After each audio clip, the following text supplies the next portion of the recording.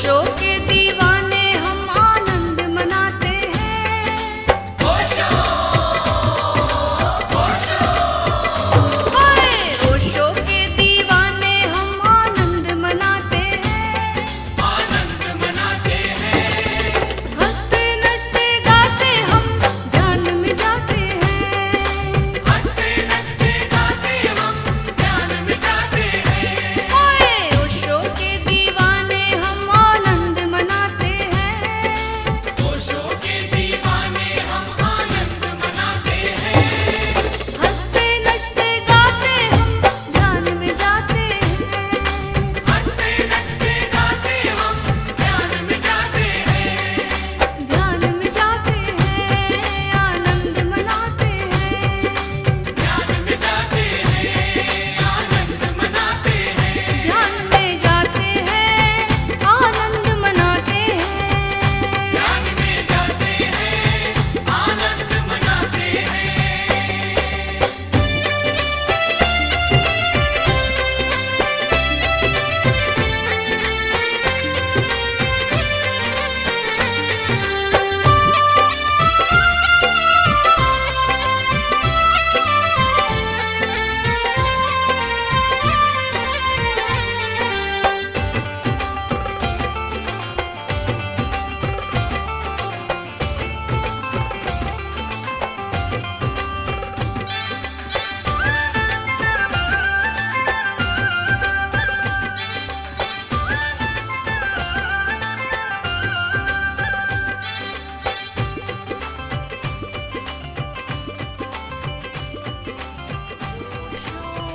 नमन तुम्हें ओशो, नमन तुम्हें हमें जीना सिखा दिया। ओशो नमन तुम्हें हमें जीना सिखा दिया। जीवन के मैखाने में पीना सिखा दिया। नमन तुम्हें हमें जीना सिखा दिया। ओशो नमन तुम्हें हमें जीना सिखा दिया।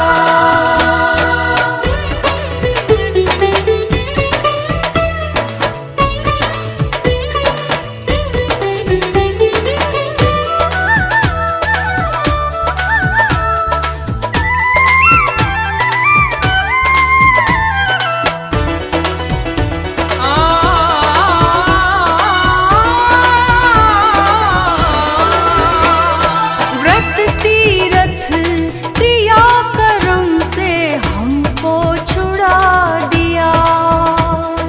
हमको छुड़ा दिया। हमको छुड़ा दिया। व्रत तीरथ क्रिया कर्म से हमको छुड़ा दिया। हमको छुड़ा दिया। हमको छुड़ा दिया। सीधे सरल से ध्यान में, सीधे सरल से ध्यान में हमको डुबा दिया।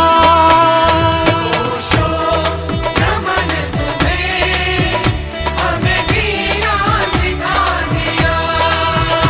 जीवन के मैखाने में पीना सिखा दिया। ओशो नमन तुम्हें हमें जीना सिखा दिया। ओशो नमन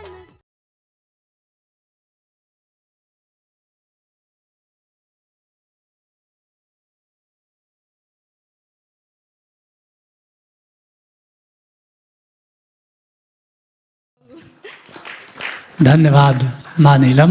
मेरे प्रिय आत्मन, ओशो का जन्मदिन आप सभी को बहुत बहुत मुबारक हो।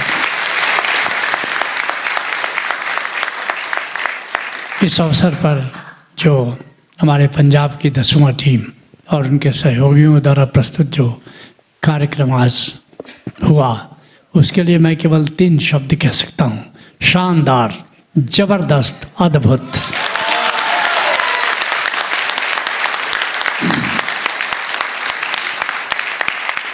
पिछले सालों में हम ओशो का जन्मदिन केवल एक दिन मनाते थे। इस बार एक नई परंपरा शुरू हुई कि ओशो के जन्मदिन का अब हम सप्ताह मना रहे हैं, और इस सप्ताह का आगाज 5 दिसंबर को हुआ। बहुत ही सुंदर महासत्संग से ताल कटोरा में एक महासत्संग हुआ, जिसमें ओशो की धर्म दृष्टि को ओशो के अष्टांगिक मार्ग के माध्यम से प्रस्तुत किया गया। मुझे बड़ी खुशी है, ये जो ओशो का अष्टांगिक मार्ग है, पहली बार ओशो की धर्म दृष्टि को इस प्रकार परोसा गया, और कई लोगों के मुझे संदेश आए, अभी भी आ रहे हैं, कई लोग इसको शेयर कर रहे हैं, और ऐसा लगता है कि थोड़े दिनों में ओशो का अष्टांगिक मार्ग बिल्कुल ऐसे ही जबान पर लोगों के आ जाएगा जैसे गौतम बुद्ध का अष्टांगिक मार्ग सबके जबान पर आया है। और इस बीच में आपने देखा कई चीज़ों की लॉन्चिंग हुई, बल्कि इसमें विशेष ध्यान समाधि, निर्वाण समाधि, आचार प्रज्ञा का कार्यक्रम भी चल रहा था। इसमें हमारे इस्कॉन की टीम आई, जिसने सुंदर हरे रामा राम रामा हरे हरे खूब सुंदर कीर्तन प्रस्तुत किया। और अंत में हमारी 10वां टीम ने बताया कि हम भी सुंदर कीर्तन कर सकते हैं, और आपने देखा कितना सुंदर कीर्तन इन लोगों ने प्रस्तुत किया। तो ये जो आज कार्यक्रम हुआ, उसका जब शुरुआत ही हुई तो मैं तो चकित हो गया कि जो 4 घाट हमारे सनातन धर्म के हैं, जो साक्षी का घाट, ध्यान का घाट, समाधि का घाट, सुमिरन का घाट, जो ओशो ने अलग अलग जगह पर अलग अलग इसकी चर्चा की, उसको कैसे एक जगह कार्यक्रम के माध्यम से इन लोगों ने समेटा और उसकी प्रस्तुति की। इस तरह की प्रस्तुति केवल ओशो धारा में ही की जा सकती है। इतनी अध्यात्म का करीब करीब शिखर हैं ये बातें, और इन बातों को मंच से प्रस्तुति आसान नहीं है। और उसके बाद ये जो हीरामन तोते की जो नाटिका प्रस्तुत की, खास करके जो हीरामन तोता कौन है, जरा हाथ उठाओ जिसने कमाल काम किया, कमाल काम किया। पद्मावत मैंने कई बार पढ़ा है, और पद्मावत की कहानी अपने स्कूल के शिक्षकों से नृत्यनाट्य में कई बार मैंने सुनी है। मुझे तो पूरा पद्मावत जैसा लगा कि सामने मेरे घटित हो रहा है, इतना सुंदर ढंग से इसकी प्रस्तुति हुई। लेकिन जब तुम कोई बहुत अच्छा काम करते हो तो उसको मेंटेन करना बड़ा कठिन होता है। जैसे माउंट एवरेस्ट पर चढ़ना बड़ा आसान है, लेकिन माउंट एवरेस्ट पर देर तक टिकना आसान नहीं है। तुरंत वहाँ से पर्वतारोही जल्दी से 5-10 मिनट के अंदर उतरना शुरू करते हैं।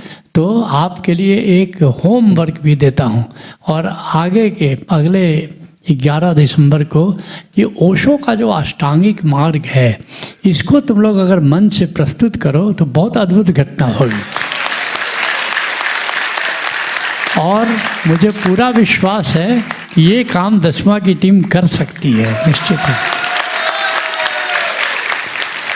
आज ओशो धारा की एक नए चैनल का उद्घाटन हुआ। तुम सबने देखा अमरीश जी ने कैसे उसको द अवेकनिंग शो नाम ही दर्शाता है कि कुछ नई बात होने वाली है, कुछ नए अंदाज में चीज़ें पेश होने वाली हैं। और जिस तरह से अमरीश जी इंटरव्यू ले रहे थे मेरा, मुझे लगा कि बिल्कुल प्रोफेशनल, बड़े मज़े हुए, पत्रकार जैसे लेता है। तो निश्चित और भी लोग सामने आएंगे, और इस अवेकनिंग शो को हमें नेशनल शो की तरह बनाना है, इसको पॉपुलर बनाना है, और बनेगा, निश्चित रूप से ऐसा होगा। आज हम ओशो का 91वां जन्मदिन मना रहे हैं, और मैं उस दृश्य को देख रहा हूँ कि इसी मन से, इसी जगह ओशो का 25वां जन्मदिन भी हम ओशो धारा में मनाएंगे। तो निश्चित रूप से आप समझ सकते हो कि मैं आज कितना खुश हूँ, हमारे लोग कितने खुश हैं, उनके चेहरे बता रहे हैं। और यही तो करना है, और कोई काम धंधा नहीं है ओशो धारा में, केवल खुश रहना। ओशो कहते हैं ना, आनंद और उत्सव। मुझसे लोग पूछते क्या करना है, उनकी पहला काम है खुश रहो, और अंतिम काम है खुश रहो। फिर बीच में बाकी सारी बातें आ जाती हैं। तो मैं बहुत आनंदित हूँ और मैं पूरी टीम को, 10वां टीम को और पूरे ओशो धारा संघ को बहुत बहुत बधाई देता हूँ। ओशो का जन्म एक बार फिर बहुत बहुत मुबारक हो। हरिओम तत्सत।